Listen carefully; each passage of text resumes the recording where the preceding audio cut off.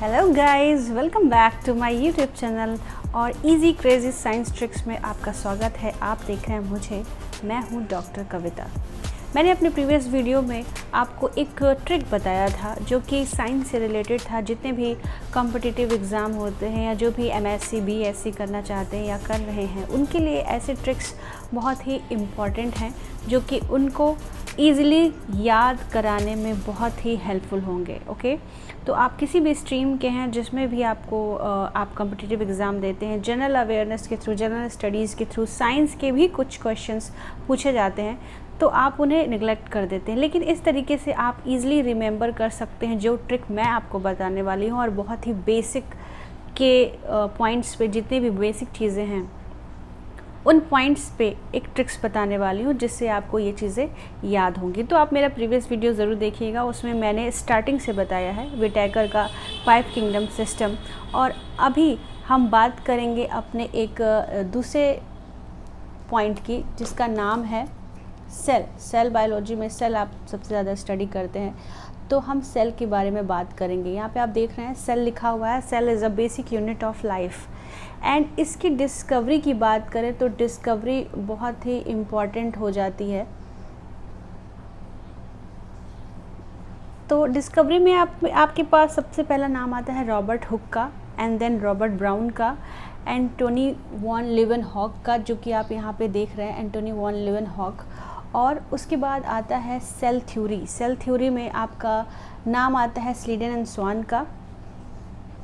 And last में आता है वर्चो का नाम, ठीक है। लेकिन हम स्टार्टिंग से स्टार्ट करेंगे। सेल में हम स्टार्ट करते हैं कि सेल आपका क्या है। एक बेसिक यूनिट ऑफ लाइफ है, स्ट्रक्चर ऑफ लाइफ है, जिसके थ्रू हमारी पूरी बॉडी गवर्न होती है। और उस सेल की डिस्कवरी रॉबर्ट हुक नाम के साइंटिस्ट ने की थी, जिन्होंने इसकी स्टडी कॉर्क सेल में की थी। ओके, यहाँ पे आप देख पा रहे हैं लिखा हुआ है cork cell, which is a kind of empty cell walls. वो एक एम्प्टी सेल वॉल था।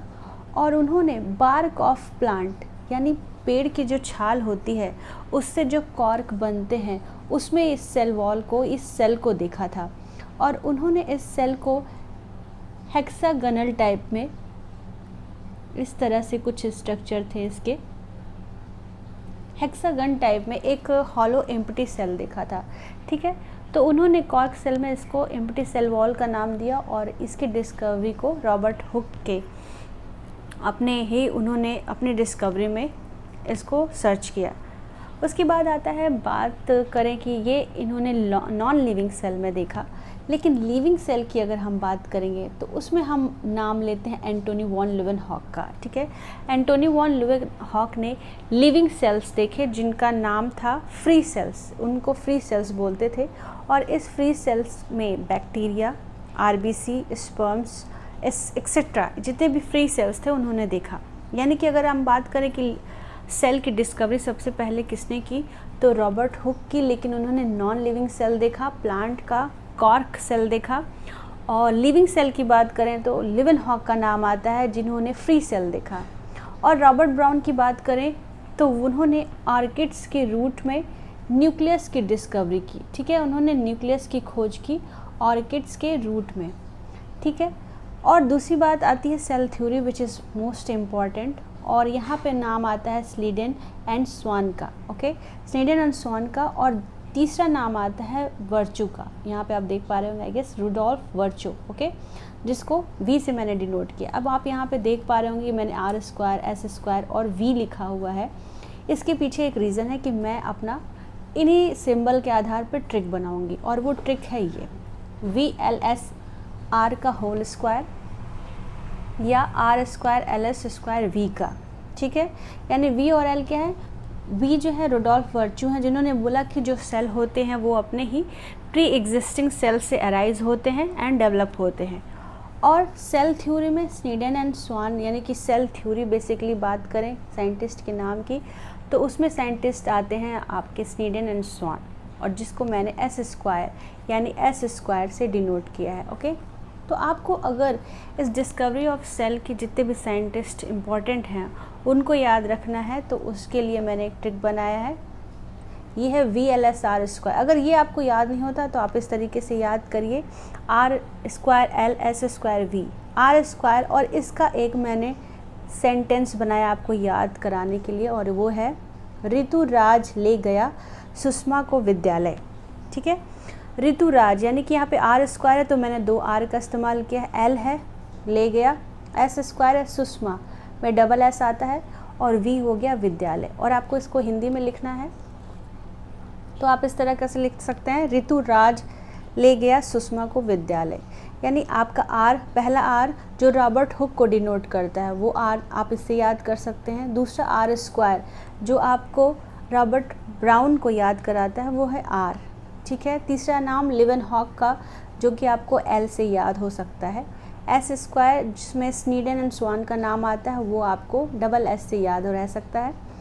और वी जिसमें आपका नाम आता है वर्चू का, वो वर्चू नाम आपको वी से यानी विद्यालय से याद हो सकता है। यानी कि आप इस पूरे सेंटेंस को ऋतुराज ले गया सुषमा को विद्यालय, ऋतुराज ले गया सुषमा को विद्यालय, और सुषमा में अगर ये जो स है आपको क्लियरली नहीं याद हो पाएगा तो आप इस तरह से स को लिख सकते हैं सुषमा। ओके, तो ये मेरा दूसरा ट्रिक है। ठीक है, तो इस ट्रिक में आपने Robert Hooke, Robert Brown, Leeuwenhoek, Schleiden, Schwann और वर्चू के बारे में एक साथ याद कर सकते हैं। यानी आपको रॉबर्ट हुक याद आएगा कि रॉबर्ट हुक जो है वो सेल की डिस्कवरी किए थे, बट उन्होंने नॉन लिविंग सेल की डिस्कवरी की थी। राज यानी रॉबर्ट ब्राउन जिन्होंने न्यूक्लियस की स्टडी की थी, ले गया यानी कि लिवेनहॉक जिन्होंने लिविंग सेल्स, फ्री सेल्स की स्टडी की थी। एस से आप याद कर सकते हैं स्लीडन एंड स्वान को। ठीक है, मैं यहाँ दिखा देती हूँ आपको, ये है Schleiden and Schwann, double S यानी एस स्क्वायर। ठीक है, यहाँ एस स्क्वायर से आप ये याद कर सकते हैं सुषमा, 2 सा और को मैंने सेंटेंस को कंप्लीट करने के लिए लिख दिया, और विद्यालय में वी यानी कि वर्चू, ये वर्चू आप यहाँ से विद्यालय से कंपेयर कर सकते हैं। यानी आपको अगर ये सेंटेंस याद हो गया कि ऋतुराज ले गया सुषमा को विद्यालय, तो आपको सेल के बेसिक यूनिट ऑफ लाइफ यानी डिस्कवरी ऑफ सेल के सारे इंपॉर्टेंट साइंटिस्ट का नाम बहुत ही ईजिली याद हो सकता है। आप इस सेंटेंस को याद करिए या फिर R square, L S square, V को याद करिए। ठीक है, इन दोनों को याद करके आप पूरे सेंटेंस में Robert Hooke, Robert Brown, Leeuwenhoek, Schleiden and Schwann and Virchow को कम्प्लीटली याद कर सकते हैं। ठीक है, तो ये था मेरा दूसरा ट्रिक दोस्तों। आई विश कि आपको ये ट्रिक बहुत पसंद आया होगा, तो आप इसे याद करिए और डेफिनेटली आपको हर कंपटीशन में ये याद होगा, और आपके सामने जब भी कोई क्वेश्चन आएगा तो आप ईज़िली इसको याद कर सकते हैं। तो मेरा ये वीडियो आपको अच्छा लगा हो तो प्लीज़ इसे लाइक करिए, अधिक से अधिक शेयर करिए और सब्सक्राइब करिए। Thank you so much.